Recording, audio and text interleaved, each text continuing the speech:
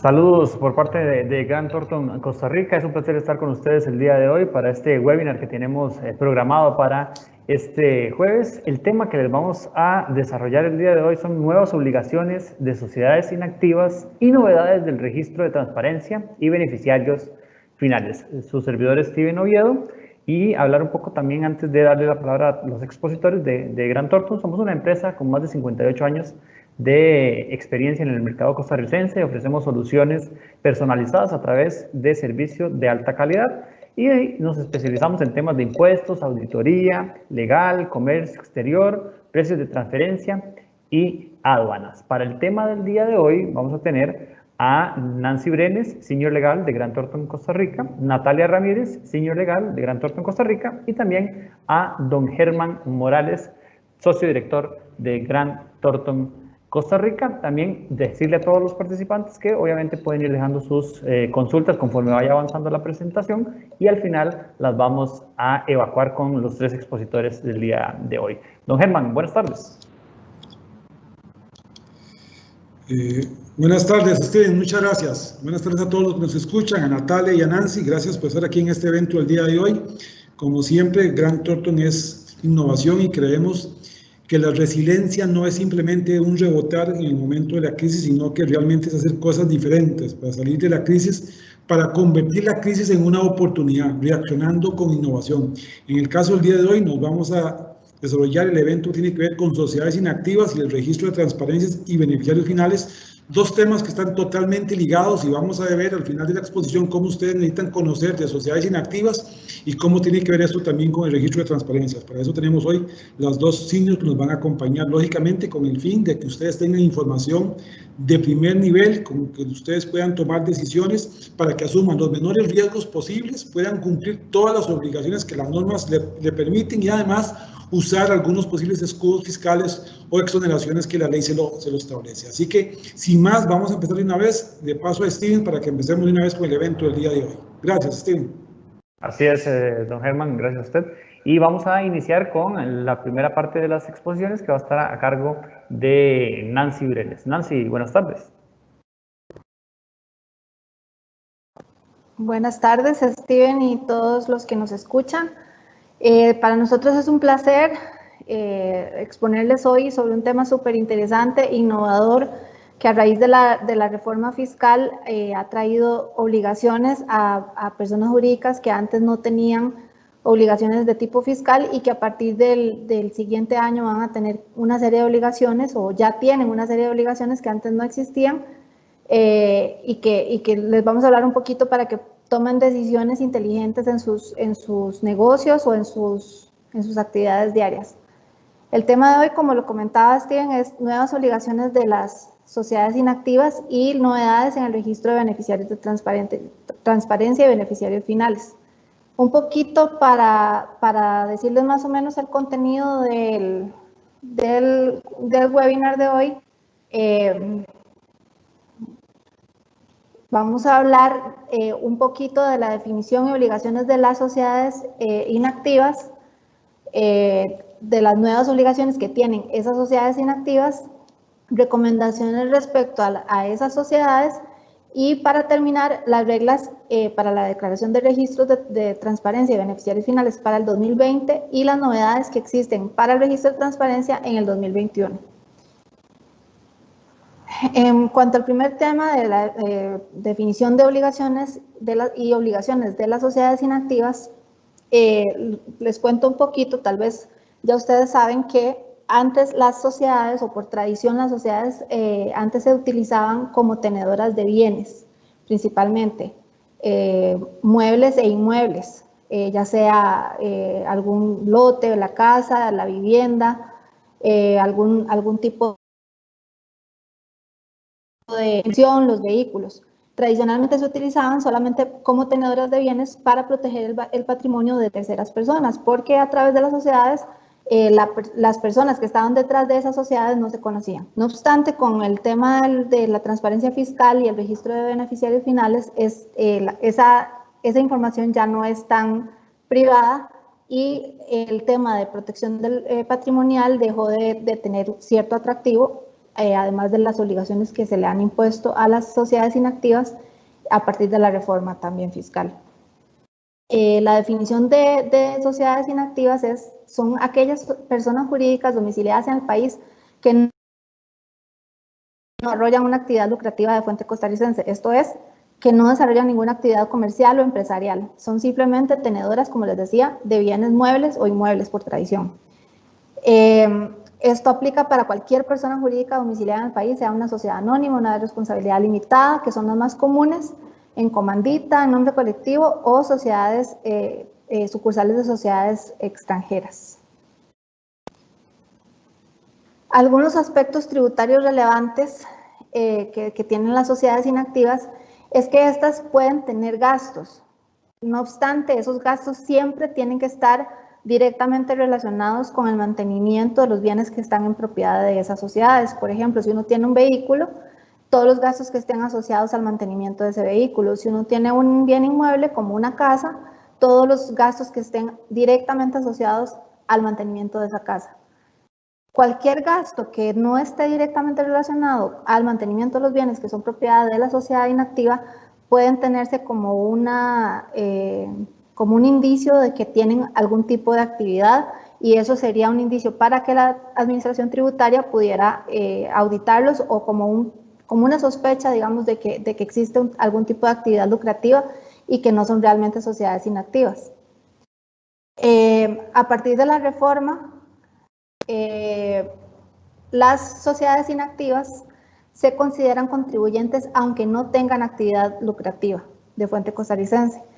Por ende, las autoridades tributarias están autorizadas a solicitar información para verificar el cumplimiento de obligaciones tributarias que son las que les estamos indicando a través de esta presentación.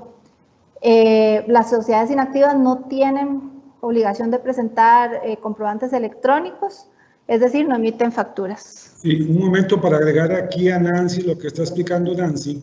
En el caso de sociedades inactivas, recordemos que estamos en presencia de las sociedades que históricamente nunca han tenido la obligación de tributar.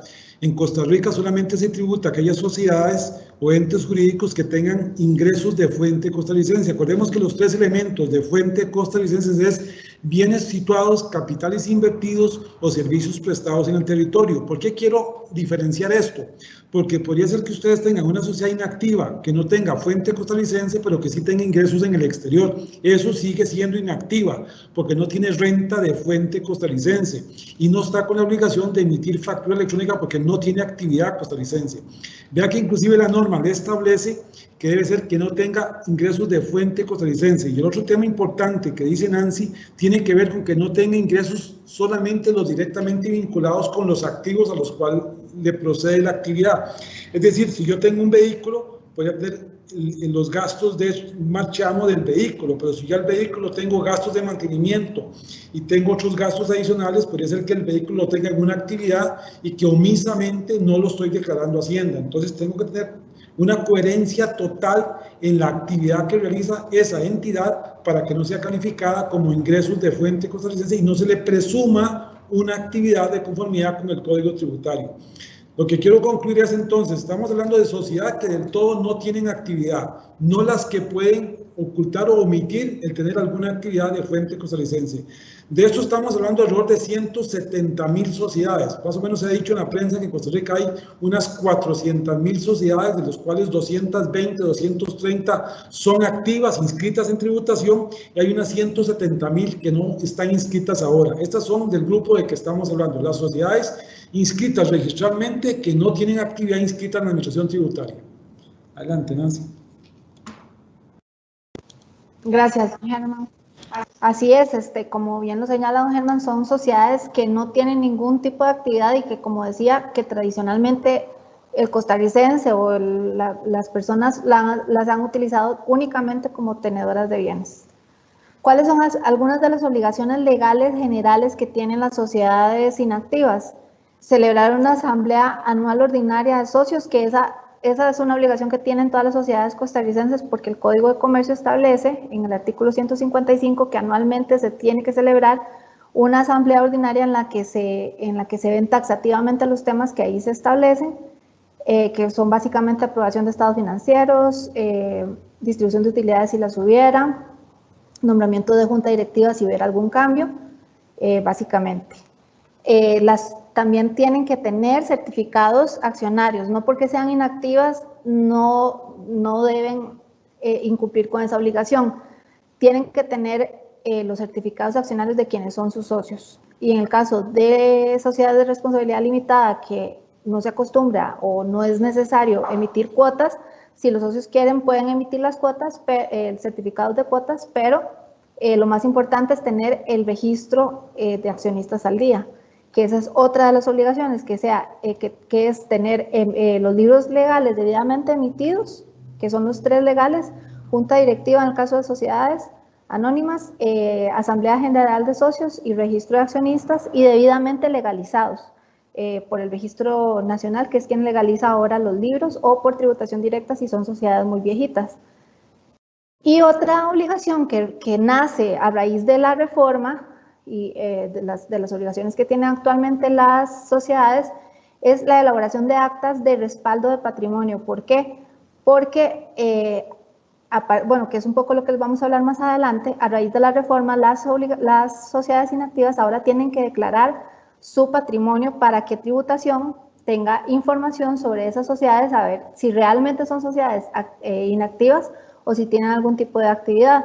Si son realmente inactivas y tienen algún bien registrado en su patrimonio, es necesario que se celebren actas de asamblea en las que ese patrimonio se reconozca como parte de esos activos, perdón, se reconozcan como parte del patrimonio de la sociedad para evitar que tributación determine que hay un incremento injustificado de patrimonio de esas sociedades y además consignar en esas actas el valor de adquisición de esos activos o que estén registrados en la sociedad. Si, por ejemplo, tiene una casa, hacer un acta en la que se registre ese bien, ¿verdad?, como un aporte del socio y el valor en el que se adquirió y cómo se registra contablemente ese bien en la contabilidad que ahora van a tener que llevar las sociedades inactivas.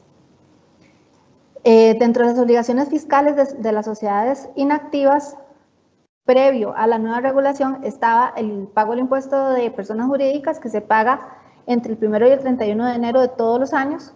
No requiere la presentación de ningún formulario y solamente se paga a través del Sistema Bancario Nacional y el monto lo determina Hacienda.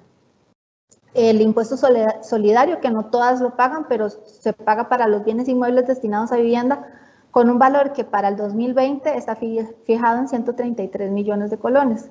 Y el timbre de educación y cultura. Esas eran las obligaciones que tenían a nivel fiscal las sociedades inactivas antes de la nueva regulación. No obstante, como les venimos comentando, ahora las sociedades tienen una serie de nuevas obligaciones a raíz de la reforma, y entre ellas está la inscripción en el registro único tributario. Hacienda para esto estableció un calendario en el año 2020 que terminaba en mayo del 2020 y que por número de cédula jurídica las sociedades que eran inactivas tenían que ir a registrarse ante Hacienda, presentar un formulario, que era el de 140, e inscribirse bajo el código 960.113, que es el código de las sociedades inactivas. Ahí tendrían que nada más actualizar, si no lo tenían actualizado, el nombre del representante legal, los datos de la dirección fiscal actualizada, y todo eso se hacía a través del sistema de administración tributaria virtual ATV.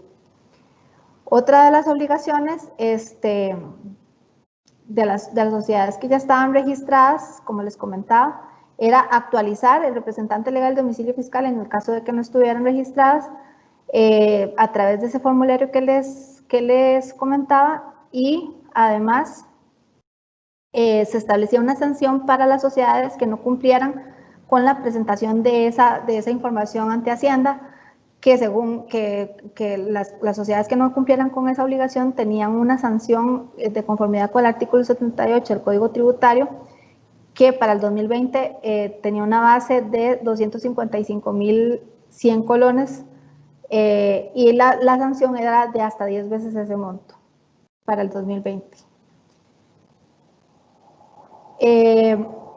Como les comentaba antes, las sociedades inactivas a partir del 2021 tienen que presentar la declaración D135, que es una declaración patrimonial para personas jurídicas inactivas, así se llama el formulario. En ese formulario se debe presentar entre el 1 de enero hasta el 15 de marzo del 2021 y en ese formulario se debe declarar el patrimonio que tiene las sociedades inactivas. ¿Qué es lo que se debe declarar? ¿Cuáles son sus activos? Los gastos, que como explicaba antes, tienen que ser gastos directamente relacionados al mantenimiento del bien, y el patrimonio, entendiéndose como patrimonio, el capital social, las utilidades si las hubiera, y los aportes extraordinarios que estén registrados, y para que estén registrados en la contabilidad tienen que también estar respaldados por un acta en la que los socios hagan el aporte de ese bien a la sociedad. En caso de que no se presente esta declaración patrimonial, el formulario de 135, se establece una multa o una sanción que está estipulada en el artículo 83, que dice que en caso de que no se conozca el importe de los ingresos brutos, se impondrá una sanción de 10 salarios base. Esta es la sanción que corresponde en el caso de las sociedades inactivas que no presenten en tiempo el formulario de 135 el próximo año.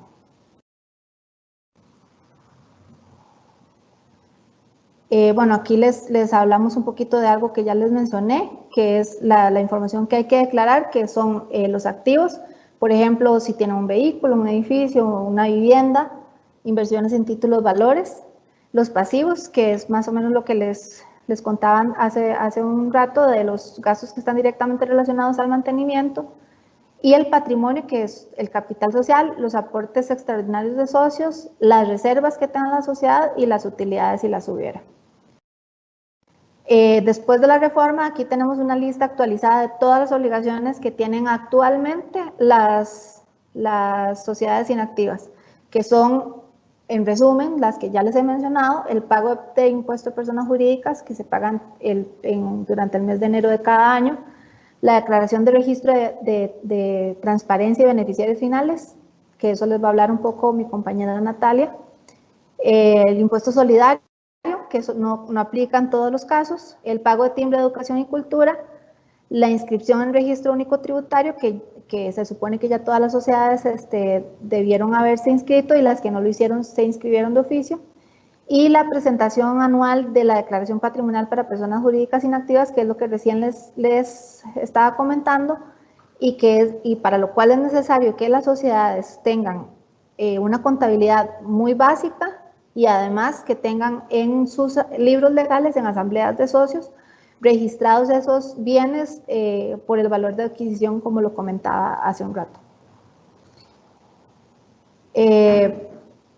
Nuestras recomendaciones en relación a las sociedades inactivas es, en primera instancia, analizar y determinar la necesidad de conservar esa sociedad. A raíz de esta serie de obligaciones fiscales que se han dado con la reforma, muchas personas han decidido disolver las sociedades porque tienen una serie de obligaciones fiscales que antes no tenían, y pues el propósito para el que fueron creadas ya perdió sentido, y ahora con la declaración de patrimonio pues con mucho más razón. Entonces hay que analizar, hacer una lista de pros y contras de la necesidad que tiene cada persona de conservar las sociedades en las que tengan sus bienes. Otra recomendación es que llevan una contabilidad sencilla, que incluya al menos el control de los activos, los pasivos y el patrimonio que tiene esa sociedad, porque como les comentaba, cada año ahora van a tener que hacer una declaración patrimonial a través del formulario de 135 que les comentaba.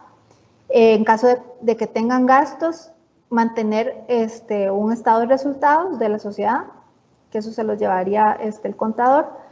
Tener actualizados los libros legales de la compañía es fundamental, y tener certificados accionarios. Esto quiere decir que el libro de registro de accionistas, para efectos de registro de transparencia y por una serie de obligaciones legales que establece nuestro Código de Comercio, debe estar actualizado con los socios actuales, la distribución accionaria actual.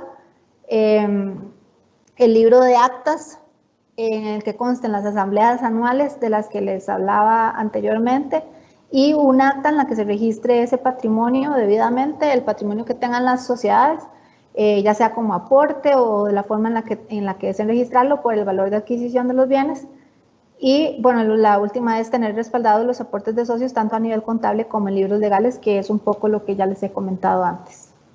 Y Nancy, para agregar un poquito, como un resumen de lo que ha explicado muy bien Nancy, recordar que esta sociedad lo que pretende Hacienda en esta nueva obligación tributaria que está implementando es por dos razones. Una, porque estas sociedades, unas de ellas, estas 170.000 sociedades aproximadamente, son tenedoras de bienes. Son tenedoras de bienes que tendrán que justificar en esta declaración que Nancy citaba de dónde vienen esos bienes, cuál es el origen de los fondos con los cuales yo en esa sociedad tengo un vehículo, cuál es el origen del fondo con el cual yo en esa sociedad tengo una casa en la playa o un terreno, y justificar el socio de la sociedad de qué forma obtuvo los recursos, si fue con recursos propios o fue mediante deuda. Por eso todos estos requisitos que están aquí, que Nancy pone como recomendaciones, son fundamentales. Porque si el socio de estas entidades que tienen un lote, una casa o un vehículo no pueden justificar de dónde tomaron los dineros para hacer la compra de este bien, lo que se va a tipificar por parte de Hacienda es un incremento injustificado de patrimonio y va a considerar entonces que esto es un ingreso gravable y lo va a gravar de conformidad con la ley de renta. En consecuencia, esto tiene ese objetivo de Hacienda, lograr recaudar por incrementos injustificados de patrimonio. Y el segundo objetivo de Hacienda, de estas sociedades, es como ahora todos están obligados a presentar los impuestos por ganancias de capital, muchos de los bienes que se vendan hoy pueden estar en estas 170.000 sociedades, una casa, un vehículo, un lote, un terreno. Por lo tanto, estas ganancias al vender ahora estos bienes también están gravados. Y la forma para establecer el costo con el que yo comparo para calcular la ganancia capital, precio de venta menos el costo, es precisamente lo que esté registrado en la contabilidad. Entonces vea que sí o sí hay una ventaja importantísima. Lo que estamos poniendo aquí como recomendaciones es que todo socio propietario de sociedades inactivas sí o sí debe llevar contabilidad, debe tener los libros legales al día, las actas que justifiquen el origen de capital para que no tenga la tipificación de un incremento injustificado de patrimonio y que para mañana cuando se venda tenga la ganancia de capital respectiva y no pague más impuestos. Por lo tanto, es importante que tomemos conciencia de estas recomendaciones para evitar riesgos y pagos de impuestos a futuro. Adelante, Nancy. Muchas gracias, don Germán. Le doy la palabra ahora a Natalia, que les va a hablar un poco dentro de esas obligaciones que tienen las sociedades inactivas, y no solo las inactivas, sino también las activas, de registrar, de hacer la declaración jurada del registro de transparencia de beneficiarios finales.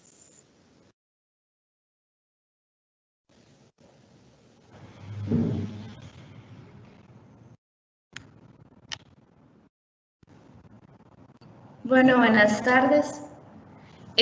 Como les comentaba Nancy, yo les voy a explicar, como explicó ella al inicio de la presentación, tanto las reglas para este 2020.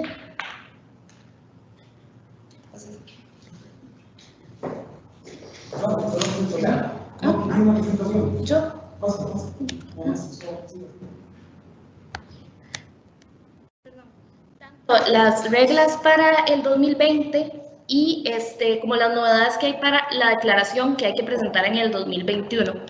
Entonces, la semana pasada se publicó una resolución que modificaba la resolución que había salido en marzo, que determinaba que la declaración ordinaria del 2020, el registro de transparencia y beneficiarios finales, se tenía que presentar en el mes de septiembre, y estipuló que ya no se va a tener que presentar la declaración ordinaria en el mes de septiembre, sino que se va a tener que presentar en abril de cada año. Sin embargo, esto no quiere decir que se está trasladando la presentación, sino que lo que se declaró en el 2019 se va a tener que, como declarado para el 2020, y ya ahora sí, en abril del otro año, la declaración ordinaria del 2021 se va a presentar en el mes de abril y así en los años siguientes. Entonces, quienes no tienen que entrar al sistema es ahora en septiembre del 2020 para presentar la declaración.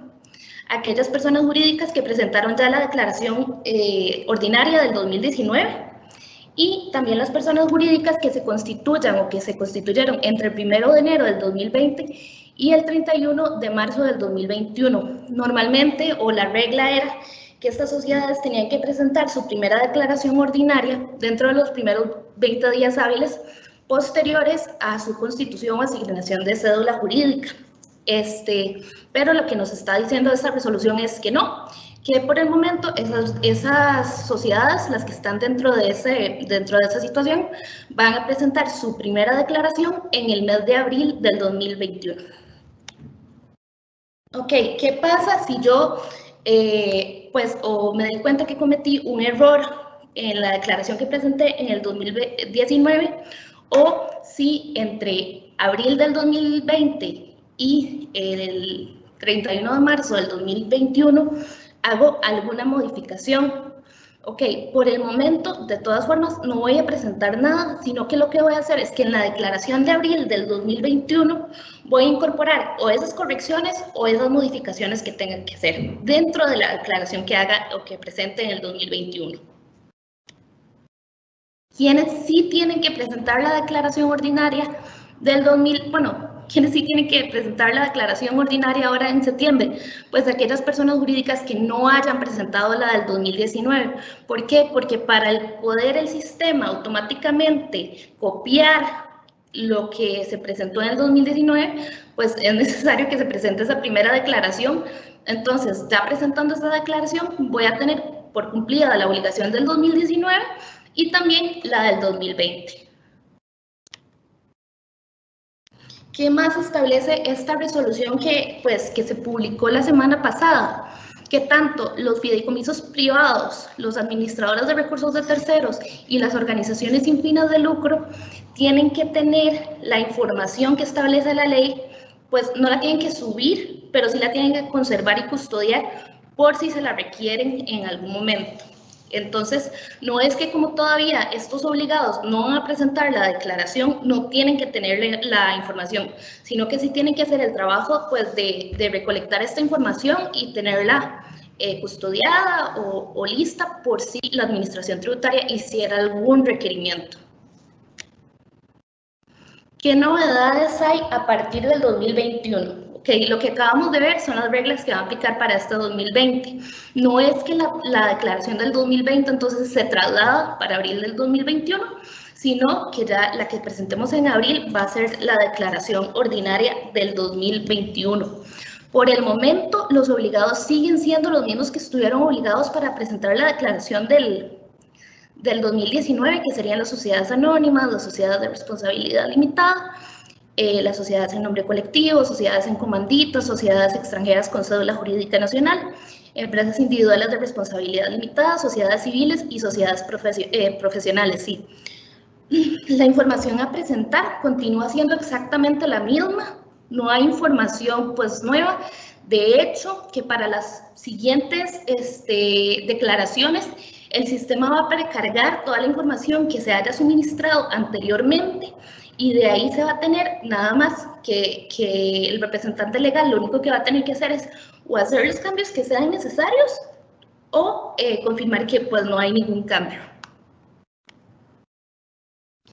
El responsable del suministro de la información, aquí hay algo que en realidad es relativamente nuevo, es un cambio que se hizo en diciembre, ya muchas sociedades habían presentado su declaración para este momento, pero si recuerdan, inicialmente se decía, por ejemplo, que en las sociedades anónimas el presidente era quien necesariamente debía presentar la declaración y que si no, digamos que si el secretario tenía suficientes facultades para hacerlo, un notario público tenía que ingresar al sistema y autorizarlo. Esto ya no es así, sino que en este momento el único requisito para que una persona, que un representante pueda subir la declaración en nombre de la sociedad es que ostente la representación extrajudicial de la empresa o de la sociedad. Para el caso de los representantes extranjeros que no tienen y no pueden en realidad tener firma digital, sigue siendo necesario otorgar un poder, puede ser un poder especial o un poder generalísimo, pero sigue siendo necesario otorgar un poder para que alguien que sí cuente con firma digital presente la declaración. También un tema, había algunas sociedades que en su momento pues tenían confusión porque sus representantes tenían representación conjunta. En este caso sigue siendo la única posibilidad que solo uno de los representantes presente la declaración, y en un caso de representación conjunta lo que se tiene que hacer es que el otro representante, la otra persona con la que se comparte la representación, pues le autorice mediante una nota y se guarde esa nota, se guarde con la documentación de respaldo de la declaración para que esa persona, pues el otro representante tenga ese respaldo. Eso es lo único que habría que hacer. Ok, entonces a partir del 2021 la declaración ordinaria, como ya mencioné, va a ser en el mes de abril. Asimismo, las sociedades que se constituyan después de abril del 2021 van a tener ahora sí los 20 días hábiles siguientes a su inscripción o asignación de cédula jurídica para presentar su primera declaración ordinaria. ¿Qué pasa si me constituyo dentro del mes de abril? ¿Qué pasa si una sociedad se constituye dentro del mes de abril? En ese caso, puede la sociedad o los representantes de la sociedad pueden adoptar o escoger el plazo que les favorezca más, el plazo que les sea más favorable. Entonces, pues si la sociedad se constituye, por ejemplo, el 1 de abril, me es más favorable el mes de abril que los 20 días. Pero si me constituyo el 27 de abril, pues escogeré los 20 días hábiles. Ahí no habría problema. Hay otra novedad, por así decirlo, que salió justamente en la resolución que se publicó la semana pasada, que es que una vez que yo presento mi declaración dentro del mes de abril, voy a dar por agotado el plazo de la presentación ordinaria. Es decir, si yo decidí presentar mi declaración el 5 de abril, ese día voy a dar por agotado el plazo para presentar la declaración, y de ahí en adelante lo único que podría hacer es presentar una declaración correctiva o rectificativa. Y lo que les comentaba ahora es que justamente que la información se va a precargar en el sistema, por lo tanto el representante solo va a tener que ingresar, hacer las modificaciones que sean necesarias o confirmar que no hay cambios. De hecho, incluso si era alguna de las sociedades que tenía que subir información de respaldo y no se han dado modificaciones, no hay que cambiar o actualizar los documentos que se habían subido antes, pero sí tienen que los representantes solicitar información para tener bajo custodia, no para subirla en el sistema, pero sí para tener información actualizada, custodiada, pues en caso de algún requerimiento de la administración tributaria. En el caso de la declaración extraordinaria, que es la que se debe presentar cuando se da alguna modificación, ya sea en las participaciones que alguien iguale o supere el 15% del capital social, o cuando se den variaciones en los beneficiarios finales por otros medios de control. En esos dos casos yo voy a tener que presentar una declaración extraordinaria. ¿Qué plazo tengo? Tengo 15 días hábiles después de que se hizo o la anotación en el libro de registro de socios o el cambio del beneficiario por otro medio en algún registro oficial. Entonces, en este caso podríamos estar, por ejemplo, hablando del presidente, del secretario, de algún gerente que sea quien se considere directivo principal, o que por medio de los estatutos se le haya dado algún tipo de facultades que le permita tener control sobre la sociedad. Ok. Tenemos también el tema de la declaración correctiva. Aquí la primera resolución que existió sobre el registro de transparencia regulaba lo que era la declaración rectificativa o correctiva por solicitud de parte, que es cuando yo como persona física identifico que se presentó o que sí, que se subió al sistema información que no es correcta. Entonces, ¿qué tengo que hacer yo en ese caso que me doy cuenta que se subió información sobre mí que no es correcta?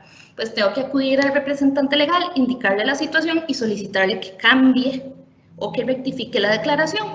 En caso de que el representante legal acepte, pues lo que se va a hacer es un escrito que va a ser firmado por ambas partes y se va a subir en el sistema también esa nota o ese escrito, pues respaldando la información que se está modificando. Y en caso de que el representante legal no quiera proceder con la rectificación o no esté de acuerdo, pues esa persona que considera que se consignó información errónea puede acudir a vía judicial para solicitar ante un juez que se haga esa modificación, y en caso de que pues tenga un fallo favorable, con esa sentencia, el representante legal de la sociedad va a estar obligado a presentar la declaración correctiva. Por otro lado, tenemos algo que es nuevo, que no aplicó para la primera declaración del 2019, sino que va a aplicar a partir del 2021, y son las declaraciones correctivas por solicitud del obligado. Es decir, yo, representante legal, me di cuenta que presenté información que no era correcta. ¿Qué puedo hacer? Entonces, una vez que yo presenté mi declaración ordinaria o extraordinaria y doy por agotado el plazo, como mencioné ahora, voy a tener un mes de plazo para modificar por una única vez la declaración que presenté inicialmente.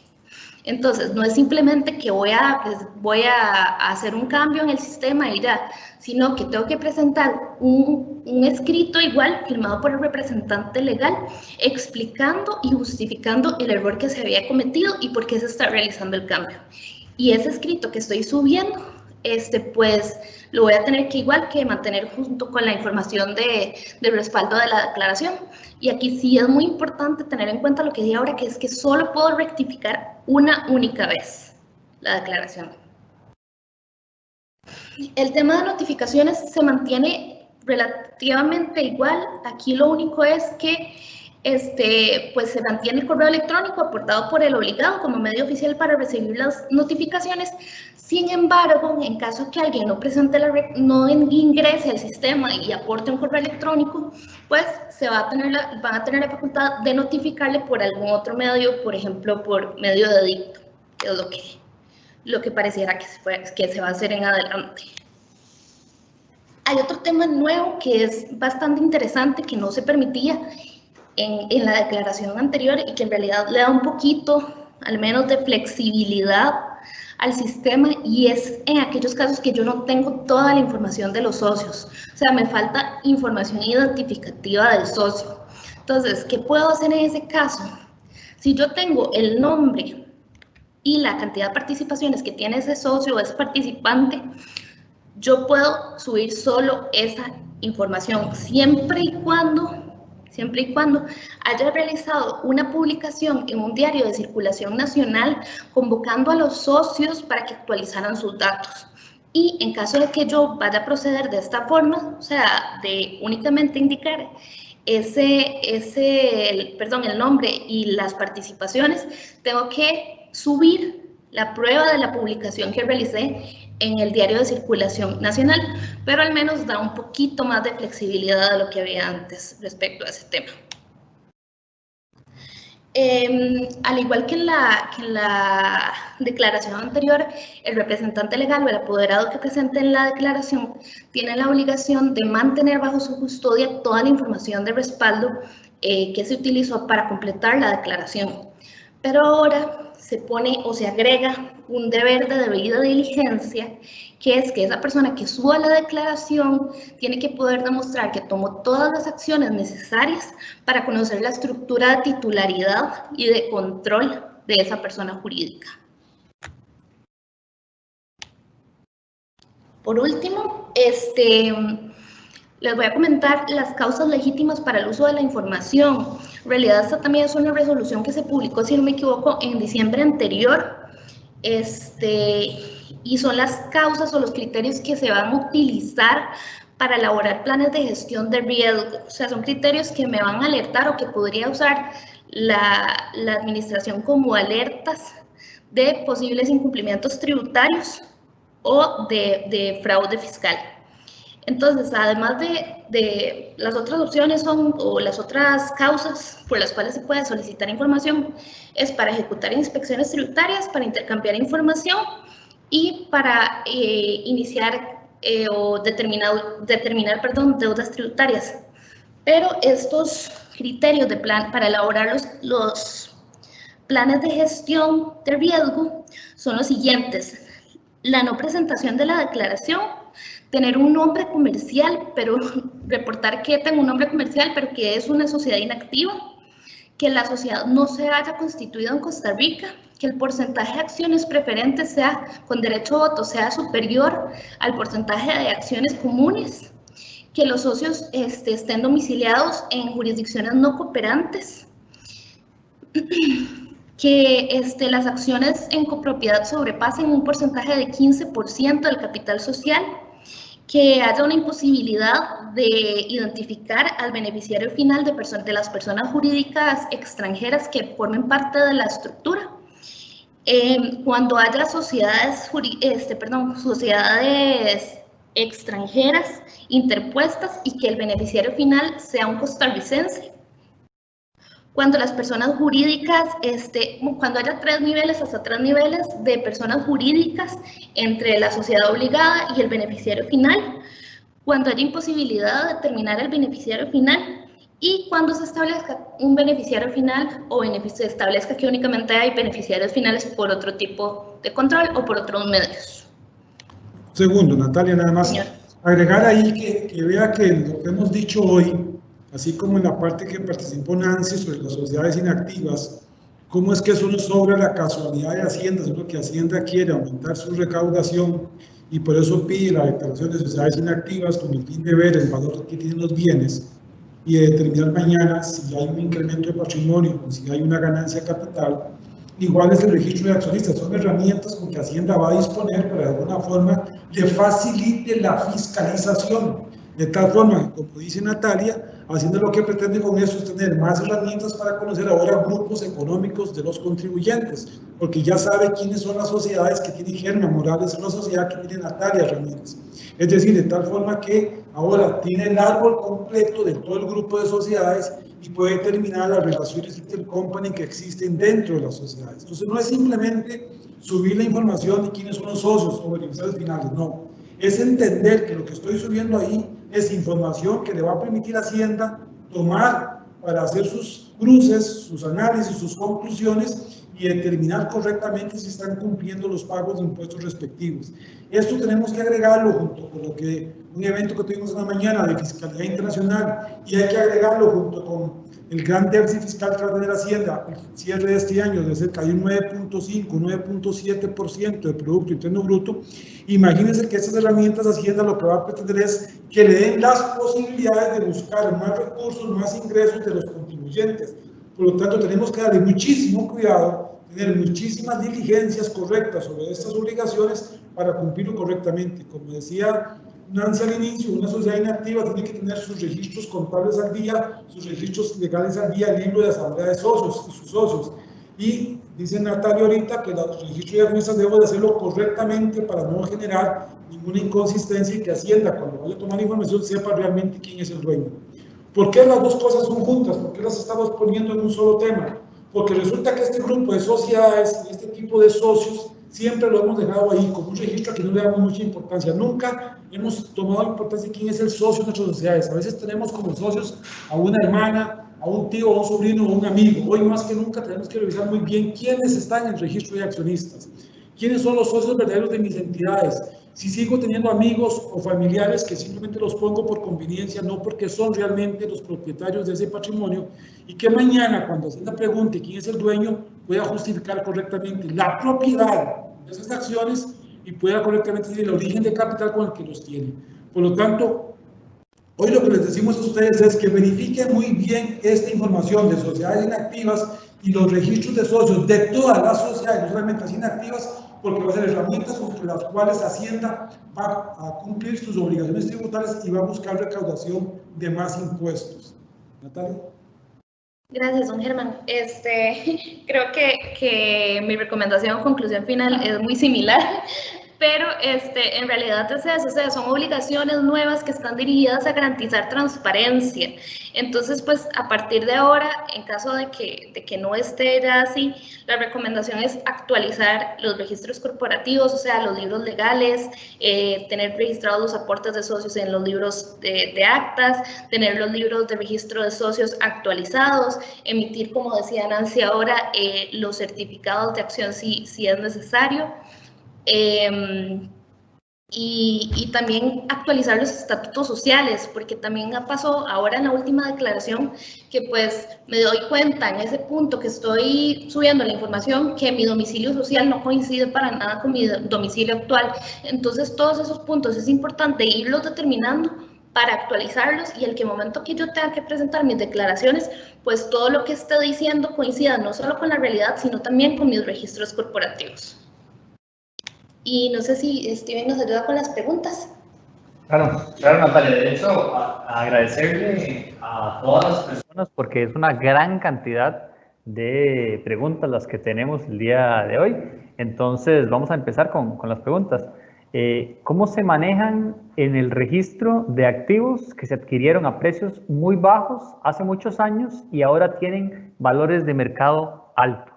Sí, recordemos que siempre Hacienda ha mantenido que el valor de los activos, ya sea acciones, terrenos, edificios o vehículos, es el valor de costo.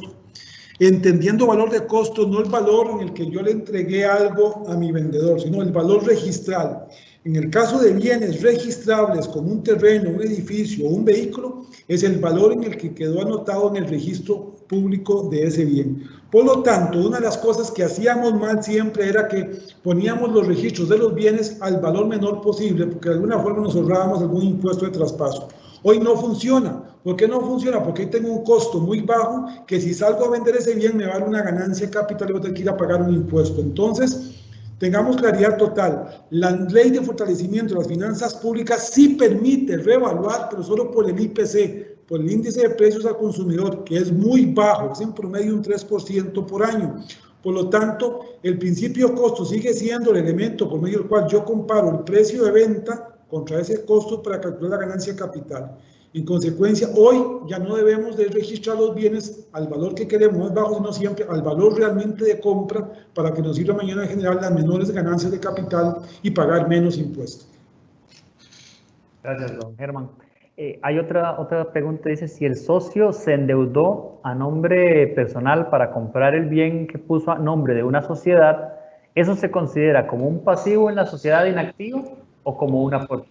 Sí, eso es una forma muy correcta de justificar el origen de capital con el cual yo compré un vehículo, compré una casa, compré un terreno. Lo que pasa es que no basta con que yo lo diga. No es que yo le diga mañana a tributación, vean, yo me endeudé con $25,000 para comprar este vehículo y yo después lo aporté a la sociedad. No, yo tengo que tener el contrato préstamo con el Banco de Costa Rica por $25,000, donde yo soy el deudor, yo le estoy pagando una cuota al Banco de Costa Rica y ese dinero, mediante un acta que me hizo un abogado como Nancy o como Natalia, hago la asamblea de socios, registro el aporte de capital y por lo tanto tengo pegado el origen del capital con el que compré el vehículo. Lo que les estoy diciendo es que sí es correcto justificar como un pasivo, si eso es lo correcto, pero tengo que tener el comprobante que lo respalde correctamente. Excelente, don Germán. Vamos con otra de las consultas. Dice por acá, para poder hacer los gastos se va a necesitar efectivo, ya que la sociedad no genera efectivo. Todos esos gastos de la sociedad deberán ser registrados como aporte de capital o una cuenta por pagar a socios. Sí, muy buena pregunta, porque no estamos acostumbrados nunca a llevar una pequeña contabilidad de estas sociedades. Yo lo que les recomiendo es, como decía Nancy, solo registremos los gastos realmente necesarios del bien para darle el mantenimiento básico. Digamos, si yo tengo un vehículo en una sociedad y tengo como gasto el combustible, es que el vehículo lo estoy usando en una actividad operativa, no debería registrarlo ahí. Si yo uso el carro, no debería tener el combustible ahí, posiblemente nada más sería el impuesto de marchamo o el impuesto al ruedo que yo pago.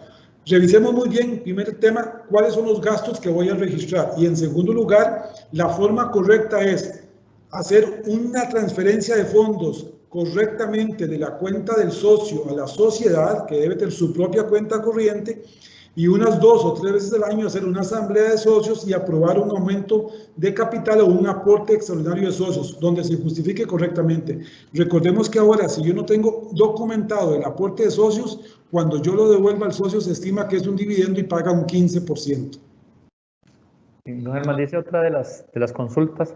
Quiero saber si el activo fue adquirido por herencia, ¿cómo se calcula la ganancia de capital? En el caso de las herencias, todavía en la ley anterior y vigente del 1 de julio del 19 son no gravables, entendiendo herencia como la donación que así le da a uno un pariente que le da unos bienes a uno, por lo tanto no tienen valor, solamente se hace el registro por lo que corresponde. En ese sentido yo tengo que documentarlo correctamente como una herencia y en consecuencia prácticamente parto de cero porque no tiene valor. En sí la herencia no tiene ganancia de capital el día que lo recibo, sí tiene ganancia de capital el día que lo vendo, comparando que no me costó nada y al final lo voy a vender en un precio alto. Aquí el tema de las herencias tenemos que revisarlo muy bien, repito, porque no están grabadas en el momento que se recibe, pero sí en el momento que yo enajene el bien o lo venda más adelante. Ahí es donde hay que tener muchísimo cuidado con ese tipo de transacciones. Claro, otra de las consultas dice, con respecto a los bienes de la sociedad inactiva, ¿hay un tiempo en años que prescribe la información que pueden solicitar? Viera qué discusión nos ha dado aquí al interno en Grant Thornton esa pregunta, porque tenemos claridad total, en primer lugar, que las sociedades inactivas empiezan con obligaciones tributarias el 1 de diciembre del 19, cuando nace la resolución que hoy comentaba Nancy. 2. El Código Tributario establece una prescripción en el artículo 51 al 53 de 4 años.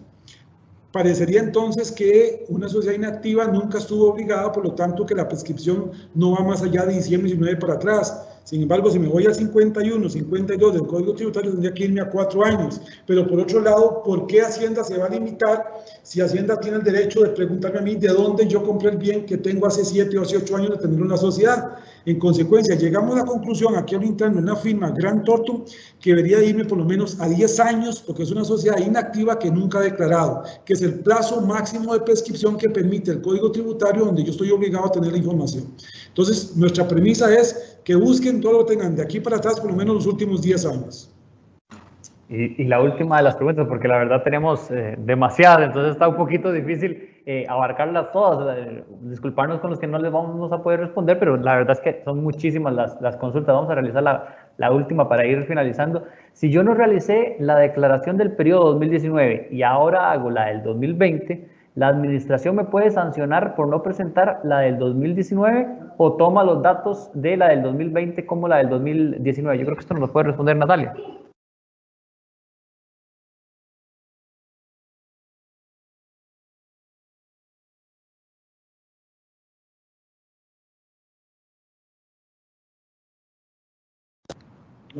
No, decía que hay una norma dentro de la resolución conjunta que regula el procedimiento para suministrar la información del registro de transparencia y beneficiarios finales que me obliga a presentar la declaración en orden ascendente.